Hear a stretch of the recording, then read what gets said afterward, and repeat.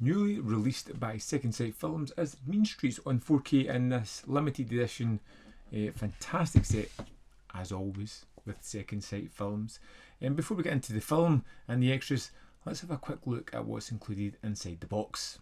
Here we are with the Mean Streets sets. Let's take this J card off. It shows you all the extras that are inside this one. The hard case has this wonderful art and theme all the way around it, which you can see here. Let's take the goodies out. Here we have a few of the things that are inside it. First off, we have the discs.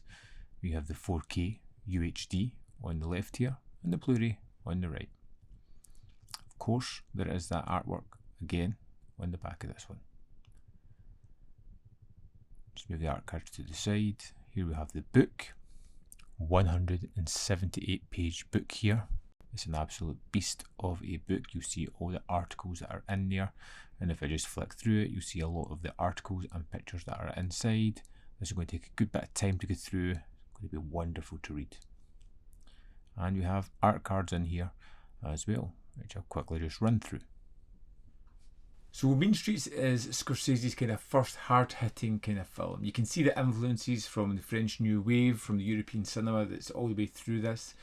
From its handheld way of tackling its characters, and we basically follow a few different guys, friends, over the course of a period of time, a condensed period of time. There's no really quantifiable way to know how much time it is, but it feels short as we kind of follow these characters. The main two are pretty much Charlie, played by Harvey Keitel, and Johnny Boy, played by Robert De Niro. And we kind of see in Charlie a man who is working under his uncle, who is the kind of head of, let's say, the family, kind of mafia leanings, gangster kind of world, and he's kind of picking up money for him around about the streets. Johnny Boy, it seems like a character that's just complete anarchy. Chaos follows him wherever he goes. It's a kind of chaotic and frenetic performance by De Niro, who really encapsulates that terrifying friend who you just don't know what they're going to do, what chaos they're going to bring onto themselves, because they're just so nihilistic. And it's a kind of wonderful performance and a wonderful character. I don't have the guts. Come on, asshole. Come over here. Come over here. I'll put this up your ass.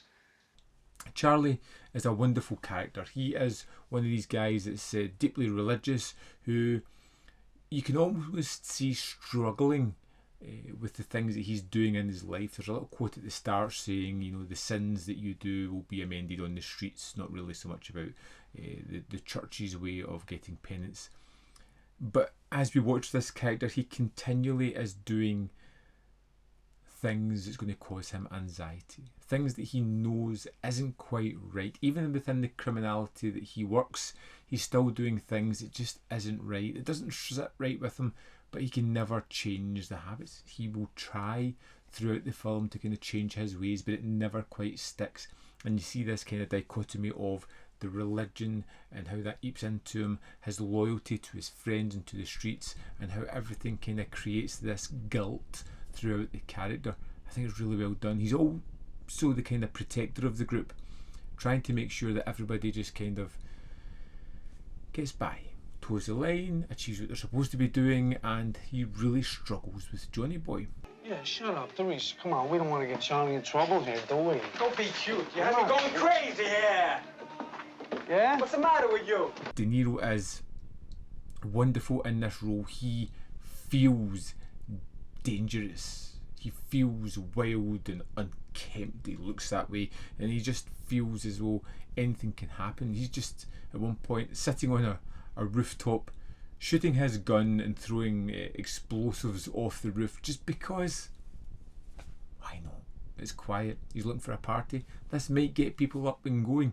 It's that kind of character that just does the most craziest things to get to his goals. And you just, as you're watching these characters, you kind of realising how they've probably had a good firm friendship in childhood. As they're moving into adulthood, they are still within that group because it's what they know, but it's starting to fragment and fracture, and people are falling away, and real life is starting to take over, and some of them are taking to it more than others, and some, like Charlie, have taken to it and are trying to bring their friends into the fold but not quite making it.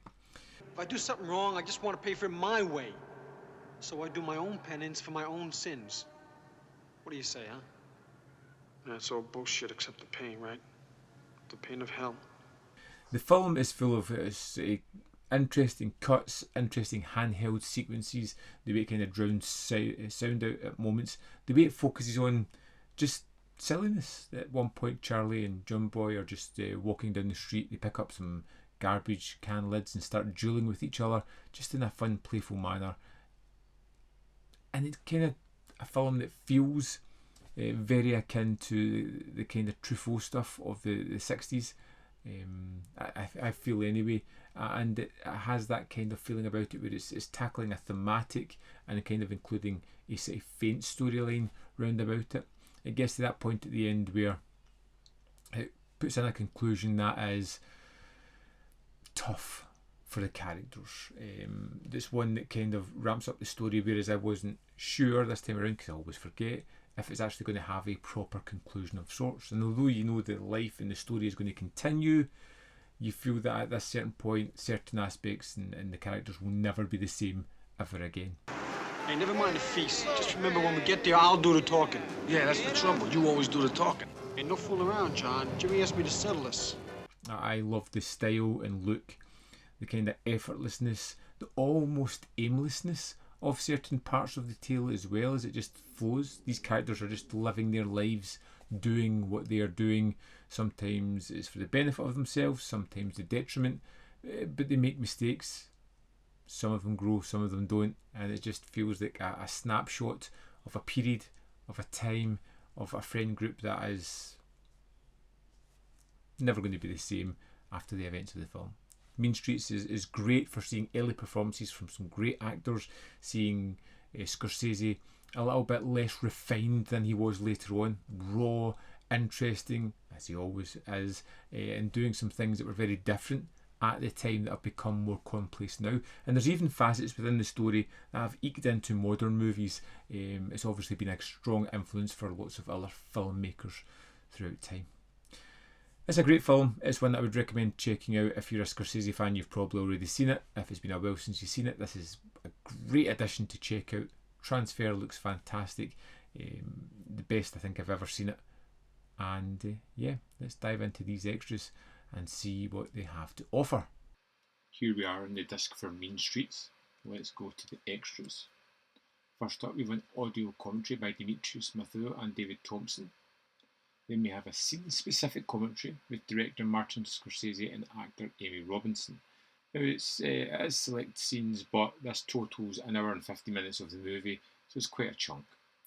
Then we have Keep Moving Forward, an interview with producer Jonathan T. Taplin, which runs in at 31 minutes, which is quite interesting. He's talking about his kind of moving career, how he believed in the script, got lucky, put his own money into the movie, not realising what a risk that really was, just kind of shooting on blind faith and kind of indie productions. It's a great talking head. Then we have Saints and Sinners, Dr. Catherine Wheatley on Mean Streets. This is a visual essay, runs at 12 minutes 39 seconds. She talks a lot about religion within this film, the character, his kind of anxiety of working within the community and being a devout Christian. Then we have the 2011 Lincoln Center screening introduction, interview and Q&A with Martin Scorsese. It runs at 47 minutes 15 seconds. You get like a little introduction at the start of this one by Martin before they watch the movie, and then a Q&A afterwards, which again is captivating. Then we have Marduk, Baghdad to Hollywood, which was absolutely wonderful. It runs in at 1 hour 15:44 seconds, and it's all about Marduk Martin, screenwriter, and his kind of life story. And it was such a surprising extra. I just don't know if I was ready for it, to be honest. It was wonderful. Really kind of charting the life of someone that I didn't know anything about. Then we have Back on the Block, which is 6 minutes 57 seconds. Little almost following Martin Scorsese as he kind of goes about his neighbourhood with his parents, with his friends, talking about how these ideas made it into main streets. Then we have home movies, which is 10 minutes 9 seconds, and is pretty much behind the scenes of the film being made, silent video, which is interesting as well. And we have the trailer, and that's the extras for Main Streets. So there we have it. The first release from Second Sight this year is an absolute cracker. Will they be able to top it? I don't know, but I'll be interested to see what they have coming pretty soon. And yeah, I'd love to know your thoughts on Main Street. What edition you're picking up of this, if any at all. So let me know in the comment box below your thoughts on the film, your thoughts on the package, the extras, whatever. I can't wait to read your thoughts on this. As always, there is more content up here. You can see more of my stuff. In the description box below are links to Patreon, membership program, manvfilm.com. Always in which you can support me. Thanks for watching, and I'll see you next time.